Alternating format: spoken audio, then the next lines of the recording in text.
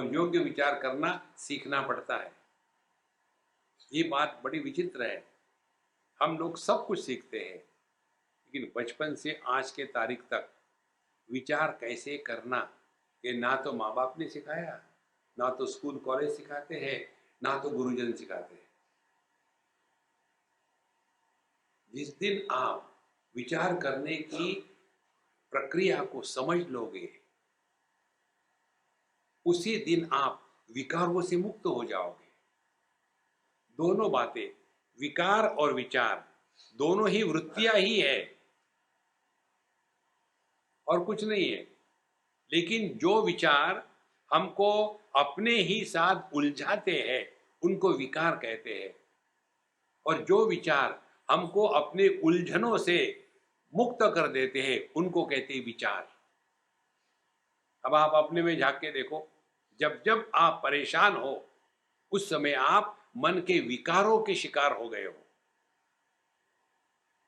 मन के विकारों से हटने के लिए विचार की आवश्यकता है, और विचार कहाँ से मिलते हैं? शास्त्रों के अध्ययन से। इसीलिए अध्यात्म नित्या,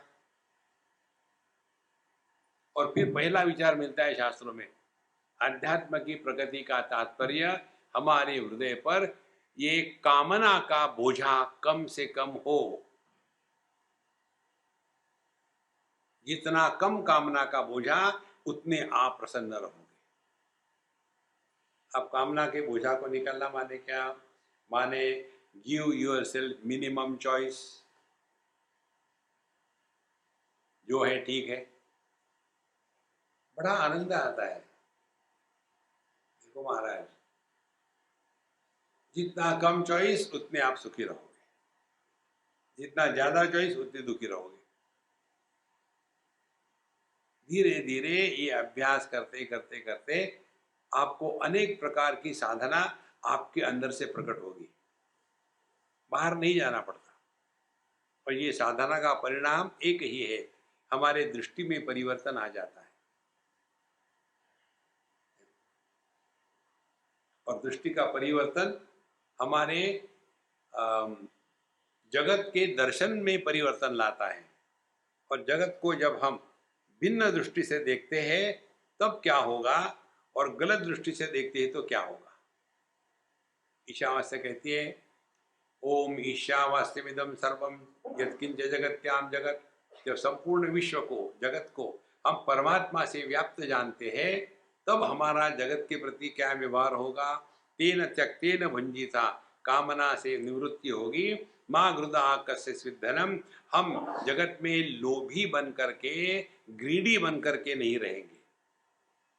तो फिर क्या है, डिप्रेशन में चले गए क्या? बोले नहीं, कुर्वन्ने वे है कर्माणि जिजी विशेषणगम समा। आप ऐसे डायनामिकली जियोगे, लेकिन आपको कुछ नहीं चाहिए। अपने लिए तो कुत्ते भी जीते हैं, हम मनुष्य है।